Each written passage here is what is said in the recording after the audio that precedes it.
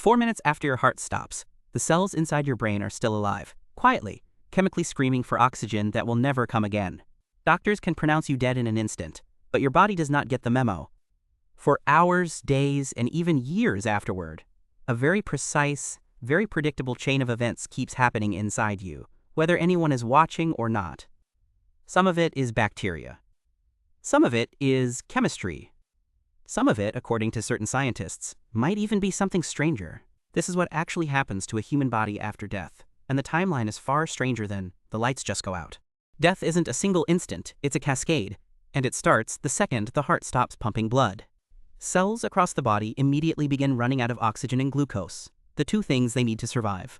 Brain cells are the most sensitive of all. Without fresh blood, they start to die within 4 to 6 minutes. This is the real reason CPR exists. Not to restart a heart for its own sake, but to keep blood moving so the brain doesn't cross that line. Meanwhile, everywhere else in the body, cells switch to a desperate backup survival mode, burning through their last stored energy before they too begin to fail one by one. The first outwardly visible sign is temperature. A living human body burns energy constantly to stay near 37 degrees Celsius, and the instant that engine shuts off, the body starts equalizing with the room around it. This cooling process is called rigor mortis, and it happens at a fairly predictable rate, roughly 1.5 degrees Celsius per hour for the first several hours. It's so predictable, in fact, that investigators use body temperature as one of the first tools to estimate how long ago someone died, long before any lab test comes back. Next, gravity starts doing something the heart used to prevent. With no pulse to keep blood circulating, it stops fighting gravity and simply sinks to the lowest points of the body. Within 30 minutes to 2 hours, this pooling blood starts to show as a deep, purplish-red discoloration on the skin, called rigor mortis.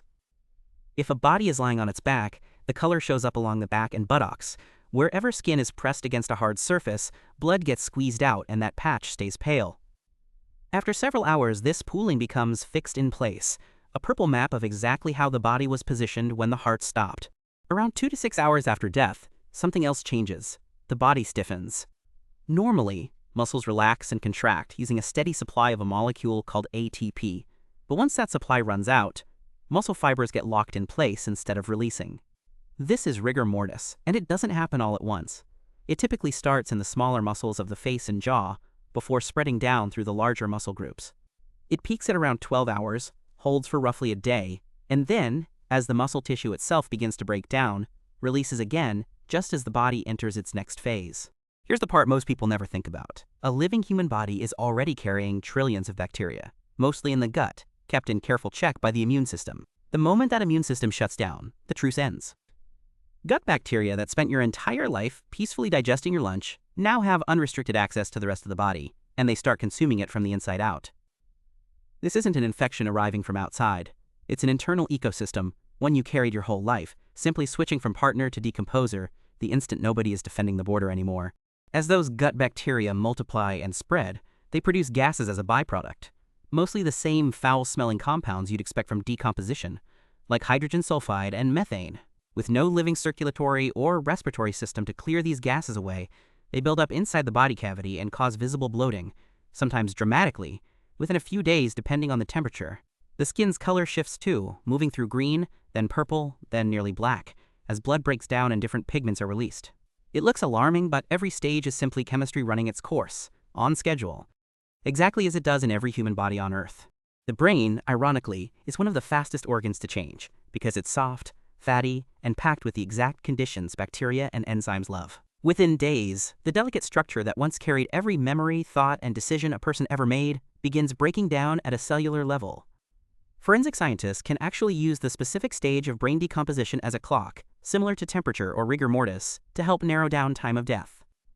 The organ that made you you is, physically, one of the very first things to go. Now for the part that gets genuinely debated. In the mid-2000s, a group of researchers recorded something odd, a measurable surge of brain activity in dying rats in the seconds after their heart stopped, a brief spike in the same electrical signals associated with heightened consciousness in a living brain. Some later human studies found something similar around the time of death. Scientists are careful here, and so should we be. This is not proof of an afterlife, a soul, or anything supernatural. It may simply be the brain's last burst of electrical activity as its systems shut down together, like a light bulb flaring brighter for an instant before it goes dark. But it's one of the few genuinely open questions left in this entire timeline.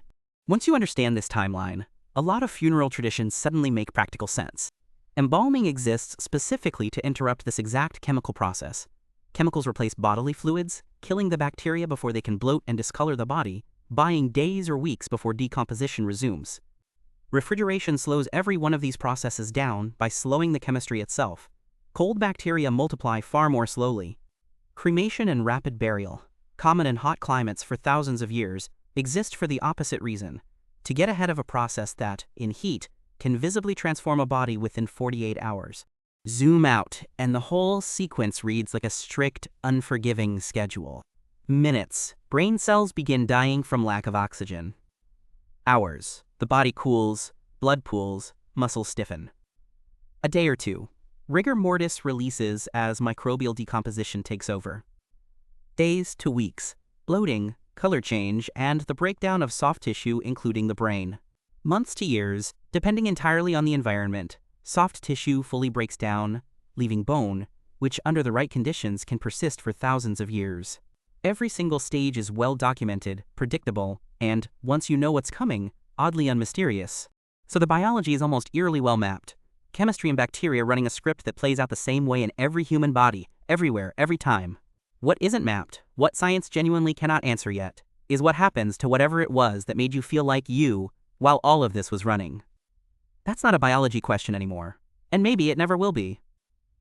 Ever wondered how something so certain in every physical detail can still leave the biggest question completely open?